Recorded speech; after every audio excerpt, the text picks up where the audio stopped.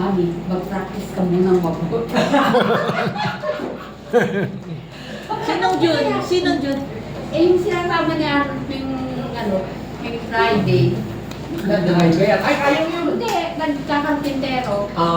Ay, sinabi sa bahay. Yung driver niya, na din yung board again. Wow. Tapos kakain na kayo? Kakain. Kasi mag-practice kami dito. Practice as na. Ng Unit 7. Ay, basta nga Kaya kumain. pakainin ko na si Pastor. Kain lang kami sa kitchen. Sige, Okay. Baka na masyado maliit. Oo nga. Baka humawak ako ng checklist. Hawakin ka. Kasi Unit 7 na kami, Pastor. Bye-bye po.